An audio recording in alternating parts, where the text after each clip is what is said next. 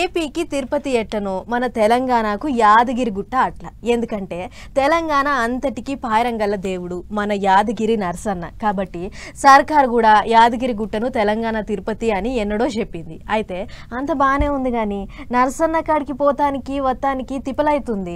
జర రైలు ప్రయాణం సౌలభ్యం చేస్తే మంచుకుండు అని అంటుర్రు భక్తులు. అన్నట్టు రైలు ప్రయాణం అంటే యాదకొచ్చింది. గీ ముచ్చట చూడుర్రి. యాదగిరి గుట్టకు పోయే భక్తులారా, ఇక మీకు ట్రాఫిక్ తిప్పల తప్పబోతున్నాయి. ఎట్లా అంటారా, ఎంఎంటీఎస్ రైలును యాదగిరి గుట్ట దాకా వేసేందుకు చిన్నగా మెల్లగా లైన్ క్లియర్ అవుతుంది. మొన్న రెండో దశలో ఎంఎంటీఎస్ రైలు సికింద్రాబాద్ కించి గట్కేసర్ దాకా తెచ్చిన ముచ్చటి ఎరుకున్నదే కదా.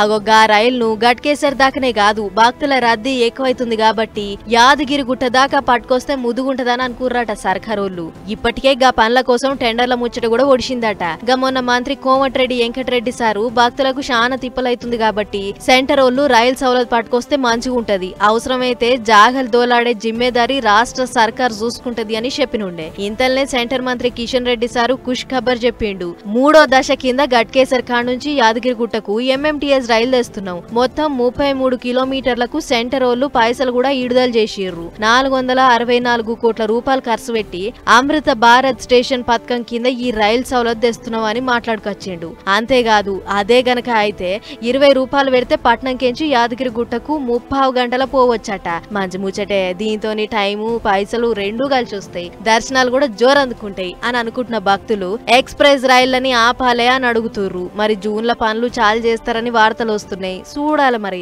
ఏమైతుందో.